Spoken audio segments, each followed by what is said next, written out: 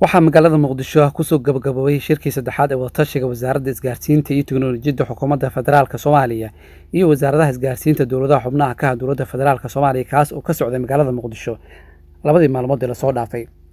shirkan oo soo qabaqaabisay wasaaradda isgaarsiinta iyo tiknoolajiyadda ee dowladda federaalka soomaaliya ayaa waxaa si rasmi ah u furay soona xiray wasiirka wasaaradda isgaarsiinta iyo tiknoolajiyadda ee xukuumadda federaalka soomaaliya.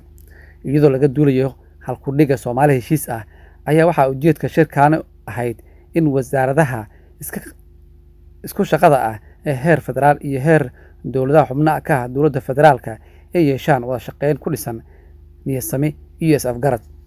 shirkan ayaa waxaa kasoo qayb galay wasiirka wasaaradda isgaarsiinta iyo tiknoolajiyadda xukuumadda federaalka soomaaliya jaamac xasan khaliif, wasiir dowlaha wasaaradda axmed cismaan diiriye, wasiir ku-xigeenka wasaaradda xuseen axmed culusow, wasiirka isgaarsiinta tiknoolajiyadda warfaafinta dalxiiska hidaha iyo dhaqanka puntland maxamuud ciidiid dirir, wasiirka boostada isgaarsiinta iyo tiknoolajiyadda ee jubbaland cabdirashiid maxamed ducaale, wasiirka boostada isgaarsiinta iyo tiknoolajiyadda koonfur galbeed cabdulaahi sheekh daahir, wasiirka ku-xigeenka boostada ahna kusimaha wasiirka boostada isgaarsiinta iyo tiknoolajiyadda galmudug cabaas xuseen cali, wasiirka boostada isgaarsiinta iyo tiknoolajiyadda hirshabelle cabdifataax xasan faarax, agaasimaha guud ee wasaaradda isgaarsiinta iyo tiknoolajiyadda cabdicasiis duwane isaaq, maareeyaha hay'adda isgaarsiinta qaranka mustaf yaasiin sheekh, la taliyayaasha iyo agaasimayaasha guud ee wasaaradda, agaasimo waaxeedyada wasaaradaha isgaarsiinta heer federaal iyo heer dowlad goboleed iyo heer dowladaha xubnaha ka ah dowladda federaalka, la taliyayaal iyo howlwadeyne kale. wasiirka wasaaradda isgaarsiinta iyo tiknoolajiyadda mudane jaamac xasan khaliif ayaa soo xiray shirkan oo socday muddo 2 maalmood ah. muddo laga soo bilaabo 8 bisha iyo maanta oo 30 bisha November tahay shirkeeni inoo socday. waxaan aad iyo aad ugu faraxsanahay inuu ku dhamaaday wanaag iyo guul. halkan waxaan soo taagnaan idin mahad celiyo idinna sheego shirkii aynu inta ka shaqeynay inuu guul ku dhamaaday. aad iyo aad baan runtii idinku mahadnaqayaa. waxaan soo tiraa war xun lagu waxaa inoo bilaabmay page cusub inagoo awalba wax badan oo difference ay inoo dhaxaynin oo aynu ku wada shaqeyn doono insha Allah. waxaan ballan qaadaynaa anagoo ku hadlaya magaca wasaaradda inaynu si toos ah u wada shaqeyno. wax gaarno ayaan jirin. waddankeenu xaaladdu marayo qof kasta oo idinka mid waa og yahay.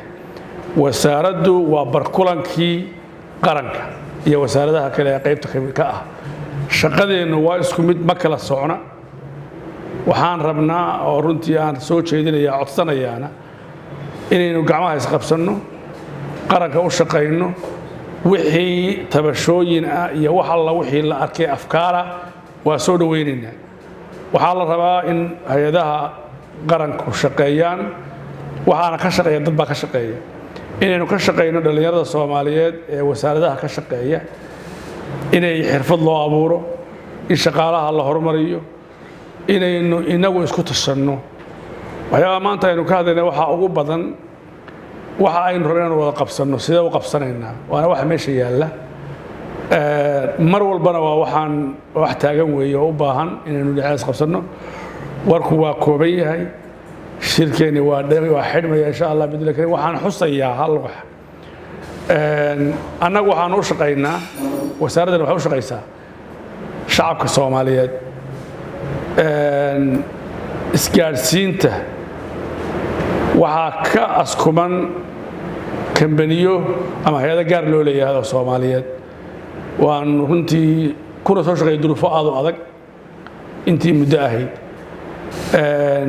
waxaanu aad uga xunnahay runtii burbur dhaqaale oo loo geystay oo ay cadawga ummadda Soomaaliyeed u geysteen hantidoodii gobollada Soomaaliya.